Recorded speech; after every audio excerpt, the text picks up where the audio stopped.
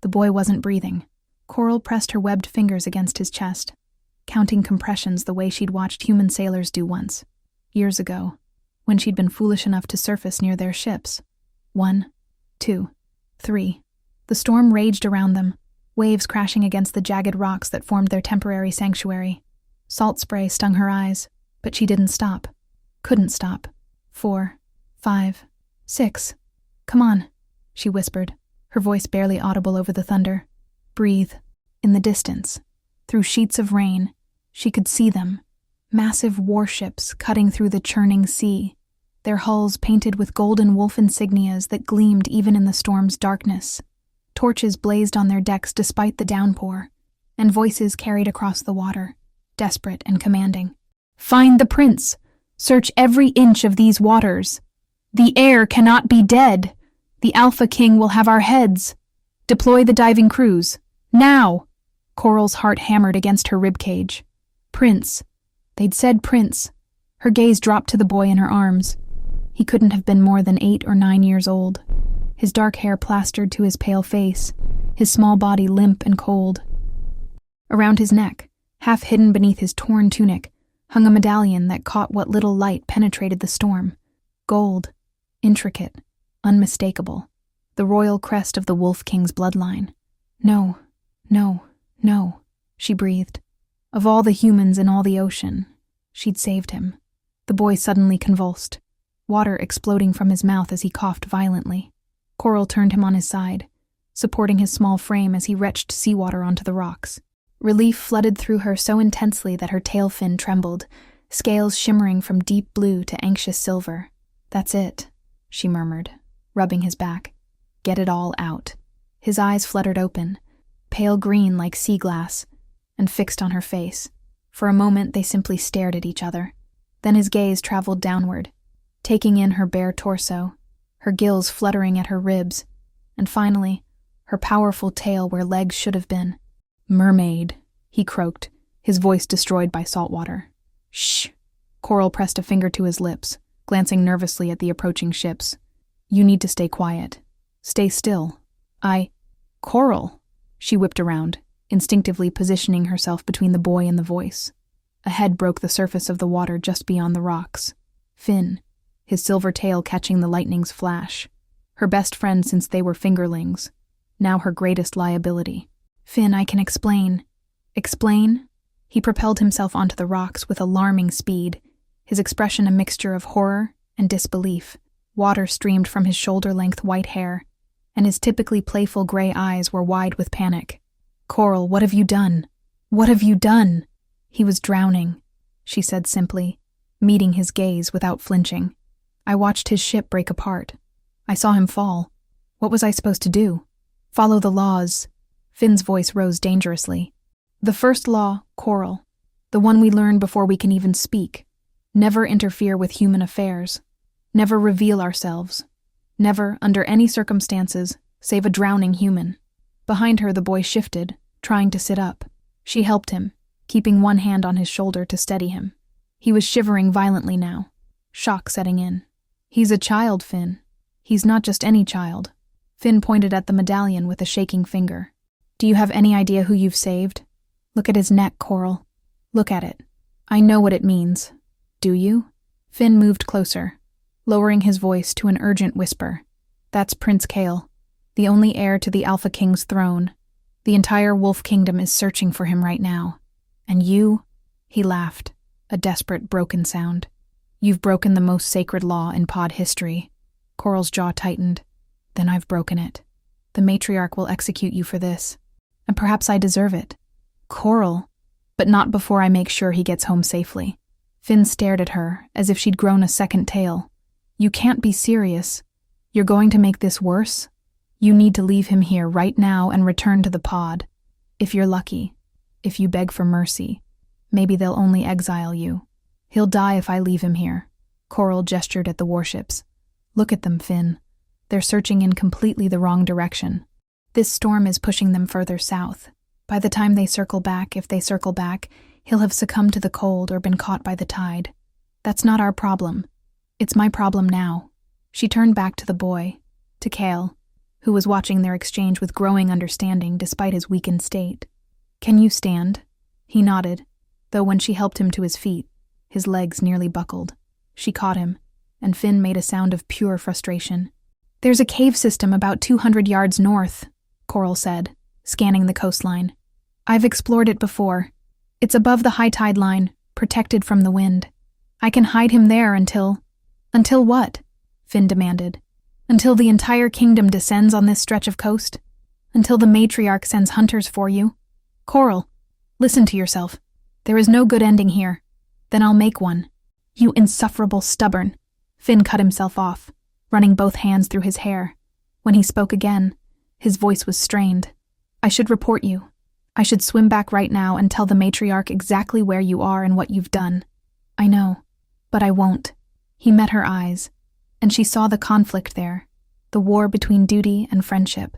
"I won't, because you're my oldest friend, and because," he sighed, "because I know why you did it. I know about your mother." Coral flinched. The boy, Cale, looked up at her curiously, but she didn't explain. Couldn't explain. "Not now. Thank you," she whispered. "Don't thank me yet." Finn glanced over his shoulder at the storm-tossed sea. The pod already knows something happened. The whole ocean felt it when that ship went down. The magic around the Wolf King's vessels is powerful. The matriarcha will send patrols to investigate. You have maybe an hour, 2 at most, before they find you. Then I need to move. Now. "Coral." Finn caught her arm as she prepared to slip back into the water with Cale. "There's something else. Something you need to know." The way he said it made her stomach drop. "What?" "The Alpha King is dying. Has been for months. That's why this matters so much. Why they're so desperate to find the prince. Without an heir." He shook his head. "There are factions in the Wolf Kingdom that would see Cale dead, that would prefer the throne passed to them rather than a child." Coral looked down at the small, shivering boy in her arms. He was listening to every word, she realized, understanding more than he should. "That ship didn't sink by accident, did it?" she asked quietly. "I don't know," Finn admitted. "But the timing is suspicious."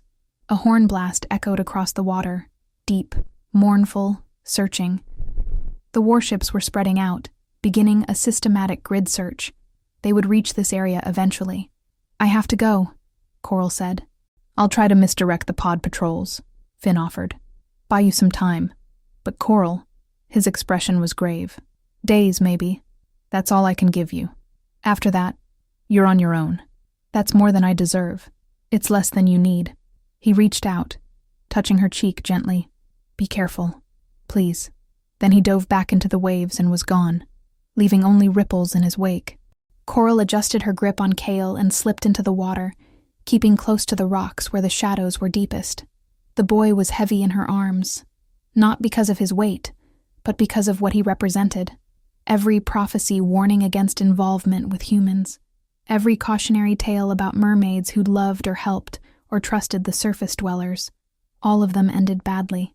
"Are you going to eat me?" Cale asked suddenly, his voice still rough but stronger than before.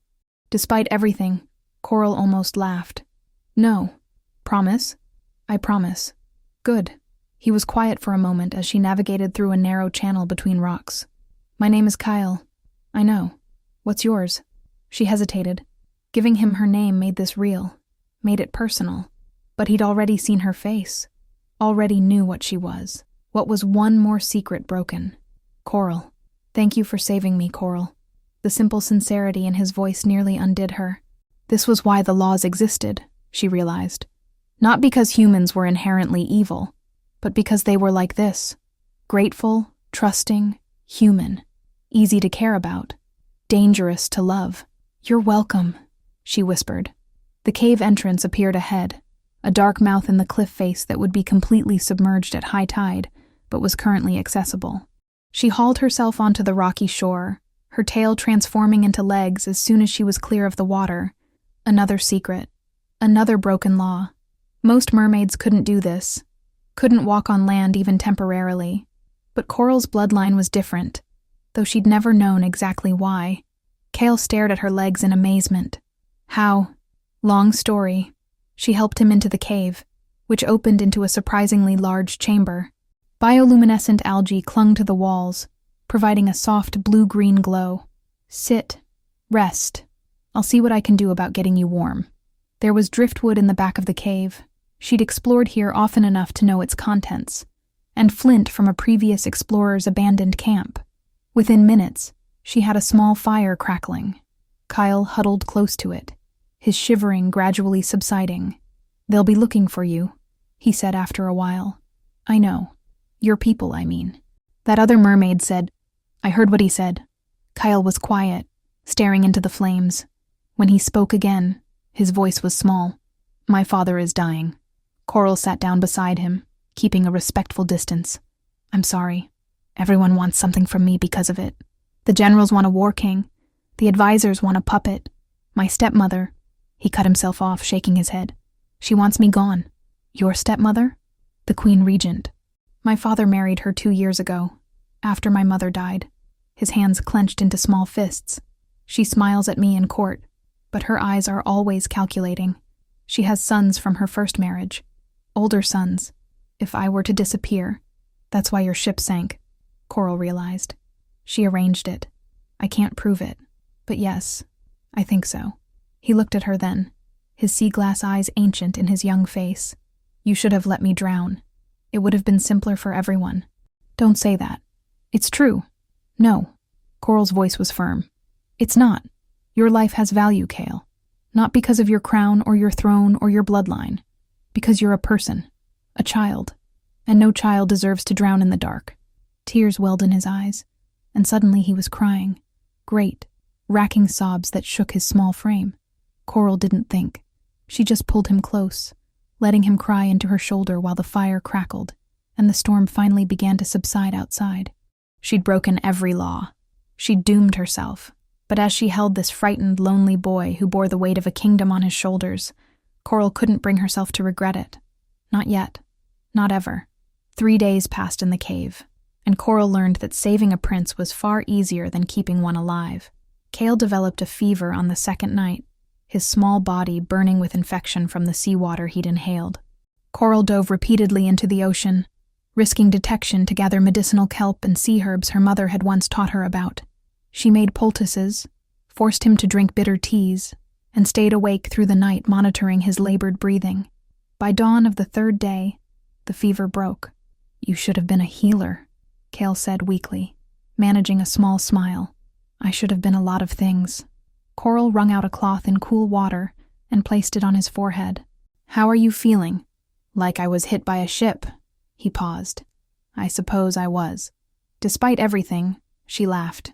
The sound felt foreign in the tense atmosphere of their hiding place. Outside, the search continued. Ships patrolled the coastline day and night, their lanterns creating constellations on the dark water.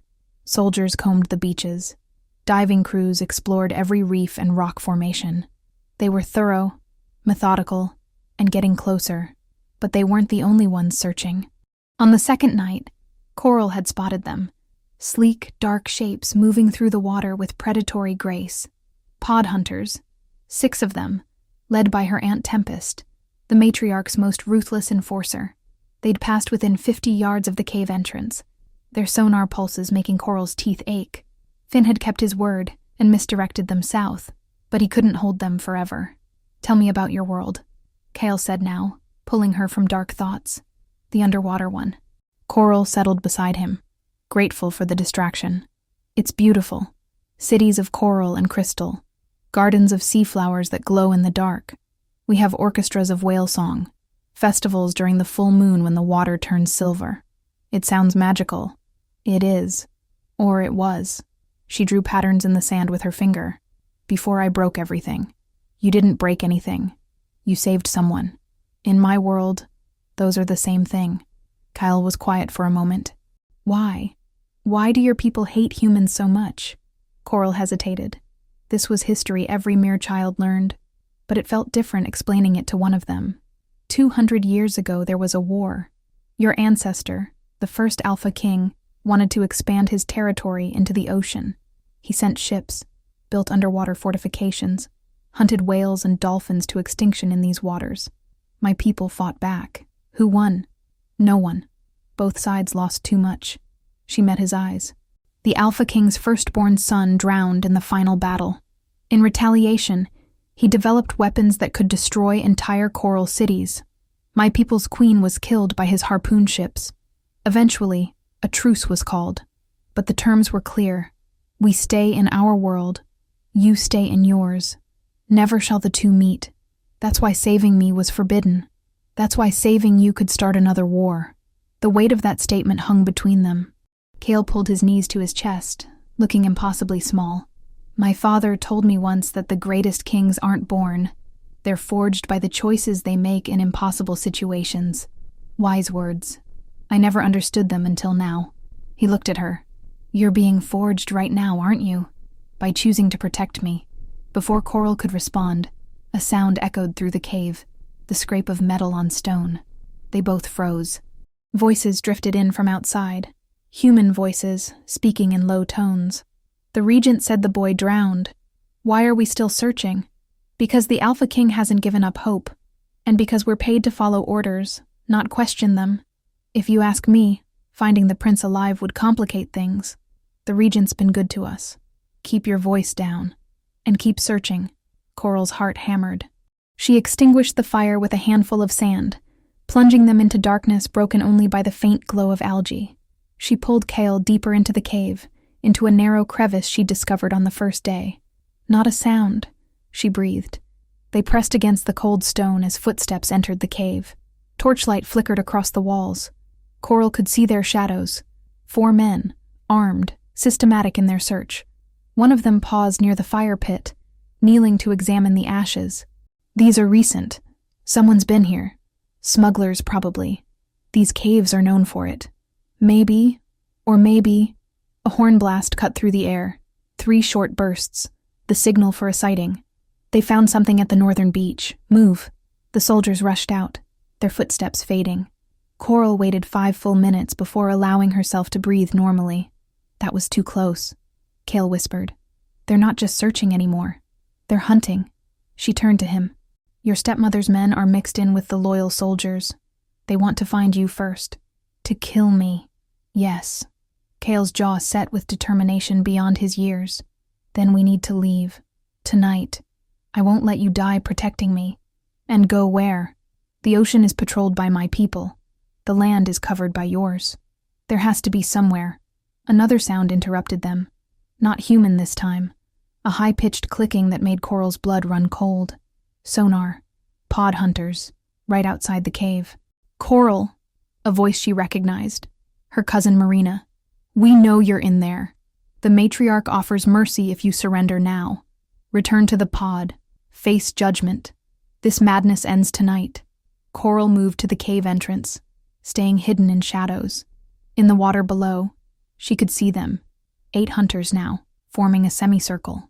Marina floated at the center, her red hair flowing in the current, her expression pleading.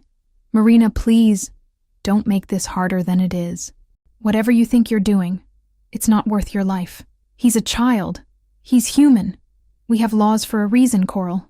The last time one of us saved a drowning human, the war cost us a generation. Your own mother. Marina stopped herself. What about my mother? Coral's voice shook. Marina's expression softened with pity. You don't know, do you? The matriarch never told you. Told me what? Your mother died saving a human child. 30 years ago. She pulled a little girl from a shipwreck, got her safely to shore. The girl's father was a naval commander. He saw everything, captured your mother, experimented on her. By the time we rescued her, the damage was done. She lived another year in agony before... No, Coral's legs trembled. That's not how she died. She was killed by a shark. Everyone said, everyone lied to protect you, to protect the shame of it. Marina swam closer. And now you're making her same mistake. History repeating itself. Come home, Coral, before it's too late. Behind her, Cale had emerged from hiding. He stood at the cave entrance, small and defiant. She saved my life, he called out, his young voice carrying across the water. And I swear on my father's throne, on my mother's grave, that no harm will come to her for it. I am Cale Wolfborn, heir to the Alpha Kingdom, and I give you my royal word. The hunters stared at him, stunned. Marina laughed bitterly. The word of a human child king means nothing in the ocean, little prince. Then what does mean something? Kale challenged. What would it take for our peoples to stop this cycle of hatred? There is no stopping it. It's been too long, too much blood. My friend Finn, Coral interjected, an idea forming. He told me something before this started. About a prophecy. About the bridge. Marina breathed, her eyes widening. No, you can't be. What's the bridge? Kyle asked. But before anyone could answer, an explosion rocked the beach. Fire bloomed in the night sky. Screams echoed across the water.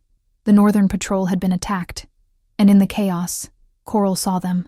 Ships bearing not the Wolf King's golden crest, but the Queen Regent's silver serpent, moving with deadly purpose toward their position. The hunt had found them at last.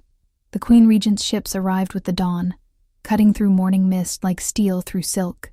Coral watched from the cave entrance as 12 vessels formed a blockade across the bay. Their black sails bore the silver serpent, the Regent's personal sigil, not the kingdom's wolf. This wasn't a rescue mission. This was an execution. She's not even hiding it anymore, Kyle said beside her, his voice hollow. She wants everyone to see me die. In the water below, the pod hunters had regrouped. Marina floated at their center, her expression torn between duty and doubt. Behind her, reinforcements arrived, 20 more warriors, and at their head, the matriarch herself. Coral's grandmother was ancient and terrible, her white hair floating like a storm cloud, her eyes black as the deep trenches. When she spoke, her voice carried across water and stone. Coral, daughter of Mira, breaker of the first law, surrender yourself and the human child. Face justice. This is your final warning.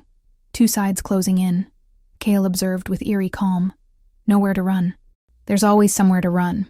But even as Coral said it, she knew it was a lie. They were trapped between 2 worlds, wanted by neither. Then Finn surfaced beside Marina, and Coral's heart sank. His face was bruised, his left eye swollen shut. They caught me misdirecting patrols, he called out. I'm sorry, Coral, I tried. This ends now, the matriarch declared. Bring me the girl. Kill the human. The hunters moved forward. From the ships, longboats lowered, filled with soldiers in the Regent's colors. And Kale did something that changed everything. He stepped out of the cave, fully visible, and raised his voice with authority that belied his age. Stop! Everyone froze, human and Mur alike. The prince continued, walking down to the waterline with Coral scrambling after him. I am Kale Wolfborn, son of King Marcus, rightful heir to the Alpha throne, and I invoke the law of convergence. Silence. Then confused murmurs rippled through both sides. What's the law of convergence? A soldier called out.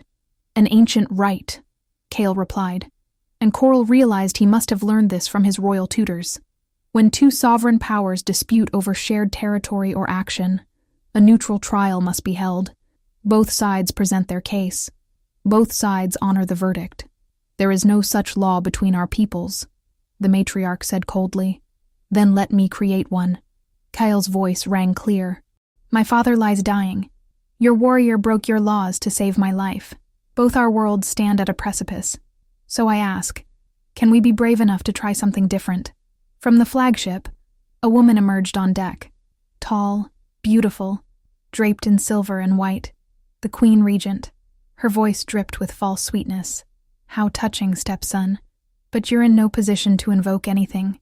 You're a presumed dead child found in the company of a sea creature. Clearly, you've been compromised. Enchanted, perhaps. I've been saved, Kyle countered, by someone braver than anyone here. Enough theater. The Regent's mask slipped, revealing cold calculation beneath. Soldiers, retrieve the prince. Kill the creature who kidnapped him. I wasn't kidnapped, Kale shouted. Your assassin sank my ship. You tried to murder me. Gasps from the Regent's own soldiers. The accusation hung in the air, electric and dangerous. Lies fed to you by that monster, the Regent snarled. Men, I gave you an order. Belay that order! A new voice boomed across the water. Another ship appeared, this one bearing the true royal crest, the Golden Wolf. On its deck stood a grizzled admiral, his uniform decorated with decades of service medals. By order of the Alpha King himself, All forces stand down. The regent's face went white. The king is dying. The king is very much alive, and very interested in why his son's ship was sabotaged. The admiral's eyes were hard. We found the explosives, Your Majesty. Trace them to your private armory. You're under arrest for high treason. Chaos erupted.